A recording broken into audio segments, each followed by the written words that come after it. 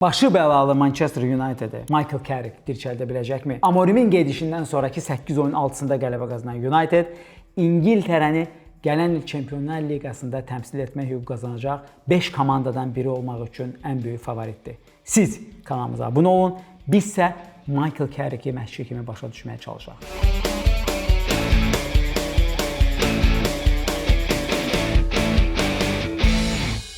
İlk öncə onu deyək ki, Carrickə daha çətin United karyerası başlanğıcı arzulamaq olmazdı. Çünki adamın ilk 2 oyunu çempionatın 2 ən yaxşı komandası olan City ilə ev Arsenal'la səfərə təsadüf etdi. Hər iki oyunda həm taktiki, həm də oyun psixoloji baxımından rəqiblərini üstələyərək Carrick qələbə qazandı. Bunun ardından Manchester United'in adətən ənənəvi komandaya ağır gələn ortabablarla duelləri oldu. Bu duellərdən də komanda uzaq çıxdı və nəhayət ən gözlənilməz anda komanda Newcastle-la büdrədi. Carrick'la bağlı maraqlı belə bir tendensiya var ki, bir tərəfdən komanda pikdə çətin oyunlarda başlasa da, getdikcə United'in oyunu bir qədər axsamağa, bir qədər tormozlamağa başlayır. Bunun səbəbi nədir əslində? Gəlin bunu başa düşməyə çalışaq. Ən əsas səbəb əlbəttə ki, ondan ibarətdir ki, United'in müəyyən oyun ssenariləri var ki, hansı ki komandaya çox rahat gəlir. Misal üçün, əgər rəqib Arsenal və Manchester City olursa, bu zaman rəqib özü bir nömrə oynamağa çalışır. Bu da Michael Carrick'ə Middlesbrough'dan belə yaxşı bacardığı oyun elementi man marking, yəni adama adam tutub rəqibi öz qapısında pressing edib cəzalandırmağa imkan verir. Gəlin uzağa getməyərək elə Manchesterin mənə görə bu mövsüm hələ ki şahesər olan Emirates'dəki qələbəsinə baxaq. Gördüyümüz kimi burada Manchester United hesabda geri olmasına rəğmən Emirates'də Arsenalı man markinglə öz qapısında sıxır.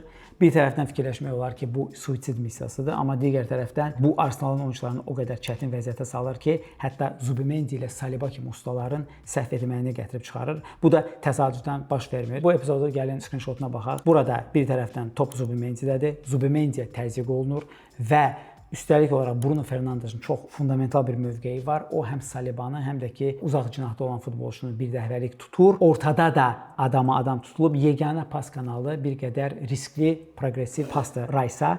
Amma Zubimendi bunu etmir. Zubimendi bir qədər təhlükəsiz oynamağa çalışır. Nəticədə pası Salibaya atır. Saliba da iki oyuncu tərəfindən pressing olunduğunu və xüsusilə də arxadan pressingin gəldiyini hiss edərək, o təhlükəni hiss edib topu Zubimendiyə qaytarır və Zubimendi də əlbəttə ki bir qədər ehtiyatsız oynayaraq səhv pas atır. Hansı ki nəticəsində Bryan Mbeumo'ya belə bir hədiyyə olunur və Kamerunlu futbolçu da bu hədiyyədən maksimum istifadə edir. Digər tərəfdən Manchester United top komandalarla, yəni xüsusilə City ilə Arsenal'la niyə görə yaxşı oynayır? Çünki bu komandalar öz qapısında avtobus parkovka etmirlər və bu da ona gətirib çıxarır ki, Manchester United yanlış 9 nömrə, yəni false nine deyək bunu ilə oynayır. Burada nə baş verir? United'in adətən oyunu çox sadələşir. Topsuz oyuna, müdafiə planına 6 oyuncu nəzarət eləyir. Topla isə hücum planında əsasən 4 futbolçu var.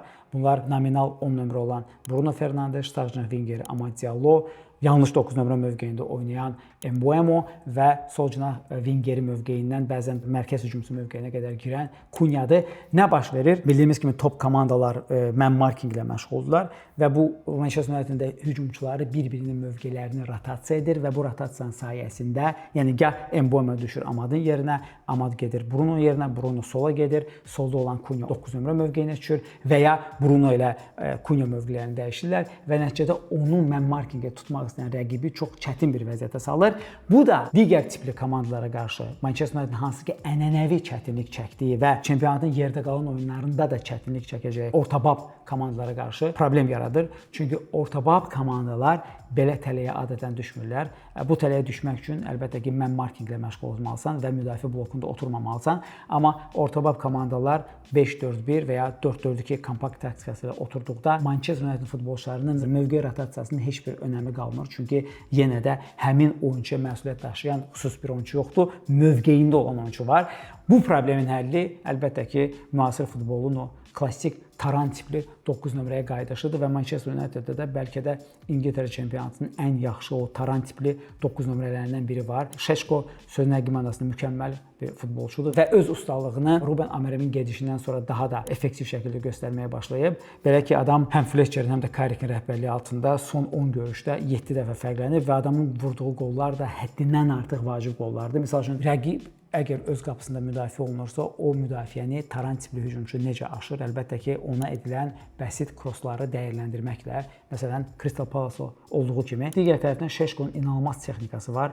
İngiliscə biz buna flick deyirik. Yəni inanılmaz bir aşırma zərbəsi ilə bir möhtəşəm toxunuşla West Ham-a bəlkə də çempionatın ən gözəl qollarını vurub. Lakin Benjamin Şeşkonun ən mükəmməl özəlliyi oyunçunun intellekti və oyunu oxuya bilmə qabiliyyətidir. Gəlin bir anlıq Manchester United-in Arsenal vurduğu 3-cü qola baxaq və 3-cü qolda Şeşkonun fundamentallığını başa düşməyə çalışaq. Belə ki, baxın, bu epizodda gördüyümüz kimi, əgər pauzada baxırıqsa, Şeşko adətən mərkəzə getməlidir. Lakin mərkəzə gedərsə, Arsenalın bir futbolçusu onun arxasınca gedir. Nəticədə Arsenalın o bir oyunçusu, sağ yarımcaqda qalan oyunçu yuxarı çıxaraq Kunyanı neytrallaşdıra bilər. Amma burada nə baş verir? Burada Şeşko bilir ki, onun işi komanda yoldaşı üçün, burada Mateusz Kunya üçün boşluq açmaqdır. Ona görə kitabdan qırağa çıxaraq, normal hücumçu etdiyi normativdən qırağa çıxaraq məhz yarım cinaha girir ki, iki Arsenal futbolçusu özünə çəksin və açılan koridordan da əlbəttə ki, çox effektiv şəkildə Kunya istifadə edərək fantastik bir qol vurdu və bəlkə də qol sevinci İngiltərə çempionatının qol sevincilər ensiklopediyasına daxil olacaq. Sözünə gəlməsə fantastik bir gediş idi. Digər tərəfdən Manchester United əgər özü top rəqibə qarşı oynayırsa, topsuz oynayarkən komandanın sevimli taktikası kompakt Atletico Madrid 4-4-2-sidir. Mən əminəm ki, bizim kanala baxan izləyicilərimiz artıq topsuz 4-4-2-nin nə olduğunu çox yaxşı bilir. Bu mahiyyət ondan ibarətdir ki, United ortanı kompakt saxlayır və nəticədə rəqibi cinahlardan hücum etməyə məcbur edir və bu halda əlbəttə ki, hücumun kəsəri çox ciddi şəkildə düşür və hücumun sivri ucunda əgər Şeşko varsa, Şeşko və azad rəsm olan Bruno Fernandes olur. Yox, əgər həmin mövqedə yanlış 9 nömrə kimi Mboimo oynayırsa, onunla Bruno Fernandes qalır və burada da haqqını Amorimin vermək lazımdır. Çünki cinah vingerləri olan və Amorimin vaxtında laterali kimi, yəni cinah müdafiəçisi kimi məşq edən, futbol oynayan, fəaliyyət göstərən, zədələnmədiyi halda Patrick Dorgu, Amad, onların əsas işi ondan ibarət olur ki, onlar bütün cinahı işləyirlər. Komanda hücuma qoşulduqda o həmin o hücum dördlüyünü yaradır. Komanda arxada oturanda isə 4-4-2-nin o ikinci dörd xəttini yaradırlar və biz Arsenal-la da Manchester City ilə də oyunlarda bunu gördük ki, lazım olduğu halda cinah vingerlərindən biri, yəni ya zədəlidir Dorgu, amma biz Arsenal City oyununa istinad edirik. Ya Dorgu, ya da Amad aşağıya düşərək 5-ci müdafiəçi olur. O biri oyunçu biraz yuxarıda qalır ki, əgər United 5-li ilə oynayırsa, o zaman ikinci dördlüyün Amadı aşağı düşür və Bruno Fernandes də aşağı düşərək bir də 5-4-1 taktikasını yaradır. United bu ssenarilərdə yaxşıdır. Ədalət naminə etiraf edək ki, bu Michael Carrickdən daha çox komandanın ikinci məşqçisi olan Steve Hollandın möhtəşəm işidir. Steve Holland Chelsea-də Antonio Conte-dən başlayaraq bir müddət ikinci məşqçi kimi və topsuz oyun və müdafiə planlı oyunun məşqçisi kimi, qurucu məşqçi kimi fəaliyyət göstərib. Sonradan Gareth Southgate-in uzun müddət İngiltərə millisində 2 nömrəsi olub. Eyni funksiyalar, eyni öhdəliklər Steve Hollandda İngiltərə millisində də var idi və İngiltərə millisini nə qədər hücum futbolu baxımından tənqid etsək də, müdafiə planı baxımından komanda həddindən çox etibarlı idi. Unitedin başqa bir özəlliyi build-up'ında 3-2-5 taktikasından istifadə etməsidir. 3-2-5 adətən necə baş verir və burada ən vacib futbolçu və son oyunlarda məhz onun olmaması komandanın build-up'ını çox ciddi şəkildə axsadı. Bu da Lisandro Martinezdir. Çünki bildiyimiz kimi United hardasa orta blokla oynadığından Harry Maguire'ın sürətli olmaması komandaya baha başa gəlmir. Çünki Harry Maguire'ın ən zəif yeri yüksək xəttlə oynayan müdafiə sistemidir. Digər yandan progressiv paslar üzrə komandanın ürəyi birmənalı şəkildə Lisandro Martinezdir. Arsenal maçda 11 progressiv pas atmışdı və bu pasların içində xətt keçici paslar da var idi. Yəni bu nə deməkdir ki, sən bu paslarla həm hücumu inkişaf etdirirsən, digər tərəfdən isə rəqibin müdafiə blokunu dağılmasında böyük bir töhfə vermiş olursan. Maraqlıdır ki, bəzi hallarda 3-2-5-in o üçlüyü dəyişirdi. Məsəl üçün, əgər klassik nümunədə bu hər kəs formada olduğu halda Shaw, Lisandro və Maguire'dirsə, məsələn Arsenal maçda Manchester United-in vurduğu ikinci qol düzdür. Burada Patrick Dorgu'nun fantastik işi də qeyd olunmalıdır. Amma Dorgu'ya sol yarımcınaha irəliləməyində imkan verən gediş nədən ibarət oldu? Belə ki, adətən Harry Maguire sağdadır, Lisandro Martinez ortadadır və Luke Shaw soldadır. Bu 3-2-5-in build-up'ında. Lakin bu epizodda baxın burada nə baş verir? Casemiro düşür ortaya. Nəticədə Martinez gedir sol cinaha və Luke Shaw sol hücum cinahının elə bir növ hücum hissəsini bağlayır. Nəticədə həmin o sol cinaha pərçimlənmiş Dorgu sol yarımcıdaha irəliləyir və nəticədə də burada bir neçə hadisə baş verir. Həm Zubimendinin bir qədər səhvi, həm Bruno Fernandes'in gözəl pası və bir də ki, əlbəttə ki, mükəmməl realizasiya sayəsində Patrik Dorgu Arsenala ikinci qolu belə vurur və bunu da demək təhlükəsizdir ki, belə rotasiya adətən rəqibləri çaşdırır. Çünki yenə də dediyimiz kimi top komandalar adətən man marking oynayır, yəni oyunçuya uyğun orientasiya edir öz oyunçusunu. Lakin Manchester Unitedin ən ciddi problemlərindən biri, əgər biz problem tərəfindən danışırıqsa, ortabab komandalardır. Bildiyimiz kimi İngiltərə çempionatı həddindən çox varlı olduğuna görə buranın orta təbəqəsi kifayət qədər ciddi və dişli komandalardır. Yəni bu komandalar məsələn İtaliyada La Liqadan fərqli olaraq öz oyunçularını satıb kiminlə gəldi heyəti yamamağa cəhd etmirlər. Buna ehtiyacları yoxdur və ona görə də bu komandalarda məşqçilər çox ciddi heyət qura bilirlər. Məsəl üçün Newcastle maçda bir tərəfdən Newcastle məğlubiyyət bunun simvolikası idi.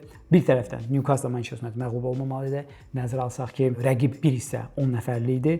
Amma digər tərəfdən ikinci hissədə belə say üstünlüyü olanda belə və komandanın oyun ideyası olanda belə Manchester United Newcastle-ın öhdəsindən gələ bilmirdi. Bunun da əsas səbəbi maçdan sonra da Eddie Howe özü də qeyd etdi ki, Newcastle əsas məqsədi ondan ibarət idi ki və o məqsədlərinə də çatdılar ki, meydanın mərkəzini 4 hücumçu ilə və bəzi hallarda 5 hücumçu ilə yükləsinlər ki, Manchester'ın həmin o central penetration, ortadan girişini qarşısına alsınlar. Nəticədə komandanı cinahlara daşınmağa məcbur etsinlər. Manchester Unitedin daha bir problemi burada ondan ibarətdir ki, Unitedin mövsümün müəyyən kəsiyində hansısa bir cinahlar çox şahanə şəkildə oynayır, o bir cinahında isə ciddi problemləri var. Ona görə də komanda hər iki cinahdan effektiv şəkildə istifadə edə bilmir. Hər iki cinahı maksimal səviyyəyə qaldıra bilmir və buna görə də komanda çox ciddi əziyyət çəkir. Ümumiləşdirsək, bir neçə fundamental oyunçunun zədəsi olmadığı təqdirdə, məsələn, mən əlbəttə ki, daimi zədə olan Lisandro Martinezdən söhbət edirəm. Çünki Martinez Aston Villa ilə martın 15-i olacaq çox vacib oyunda komandasına kömək edəcək. Amma çox vacibdir ki, Lisandro Martinez geridə qalan oyunların heç birində zədələnməsin. Nəzərə alsaq ki, Manchester United-dırsa bizi futbolun 90-cı illərinə qaytarıb, haradakı klublar çox az oyun oynayırdılar. Çünki komanda Avropada iştirak etmir. Hər iki kubokda isə ilk maçda da məğlub olaraq bir komandanın İngiltərədə oynaya biləcəyi ən az oyun sayını oynayacaq. Yəni 40 maçı olacaq bu mövsümdə və bu da həm Carrickə imkan verir ki, komandanı həftəlik sikla hazırlasın, həm də eyni zamanda ona kömək edir ki, zədələr təzələnməsin. Manchester'ın digər vacib bir futbolçu hansı ki, demək olar heç vaxt zədələnmir, Anti Lisandro və gözləyəməsin ona Bruno Fernandes'dir. Fernandes bildiyimiz kimi İngiltərə Premier Liqasında hazırda 14 qol asistinə malikdir və Manchester United ən çox qol asisti etmiş oyuncusu olmaq üçün David Beckham ilə bərabərləşmək üçün ona bir daha qol pası lazımdır. Lakin İngiltərə Premier Liqası tarixində ən çox asist etmiş Thierry Henry'dən isə cəmi 6 asist geridir. Nəzərə alsaq ki, komandada çox effektiv Şeşko var və eyni zamanda o rotasiya ilə müxtəlif ya Kunya ya da ki Mbeumo yanlış 9 nömrə mövqeyində də oynaya bilərlər. Biz ümid edirik ki, Bruno Fernandes o rekordunu, ya ən azı Henry'nin rekordunu təkrarlayar və bəlkə də yeni rekord müəyyən etmiş olar. Çünki bu Bruno Fernandes'in Manchester United'də ən az layiq olduğu şeylərdən biridir. Çünki adam sözün həqiqi mənasında komandanın beyni və ən şahanə futbolçusudur.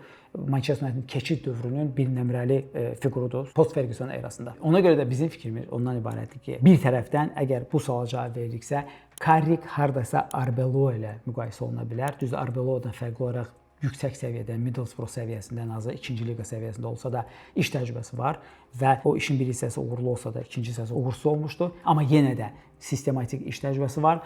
Amma digər yandan biz Arbeloa ilə ona görə müqayisə edirik ki, Carrick hələ də özünü sübut etmiş məşqçi deyil və ümumiyyətlə məşqçinin ustalığı ortabab rəqibləri, yəni çempionatda oynayacağın 38 oyunun hardasa 28-i ortabab və səndən zəif rəqiblərdir, hansına qarşı sən dominasiya əldə edirsən və o avtobusları və ya 4-4-2-ləri dağıtmaq bacarığıdır. Hələ ki biz bunu Michael Carrickdə görmürük. Çünki Michael Carrickin elədiyi ən böyük iş Uniteddə oyunu sadələşdirməkdir, oyunçuları öz mövqeyinə qaytarmaqdır, hücumda etdiyi rotasiyadır, build-upda etdiyi bəzi hallarda rotasiyadır ki, hücuma kömək eləsin. Amma həmin o oturan bloklara qarşı United dəfələrlə çətinliklərlə üzləşib. Yəni ən azı Everton səfəri, West Ham səfəri və Newcastle səfərini yada salmaq olar. Üzümü sizə tuturam Manchester United azarkeşləri. Çünki bilirəm ki, çox yazırdınız bu məsələ ilə bağlı. Michael Carrick bir məşqçi kimi sizi qane edirmi? Və ya sizi narahat edən məqamlar hansılardır? Və düşünürsünüzmü ki, Michael Carrickə Manchester United gələn mövsüm sükanına etibar edə bilər, yoxsa bizə daha təcrübəli bir məşqçi lazımdır? Fikirlərinizi şərhlər bölməsində bildirməyi unutmayın.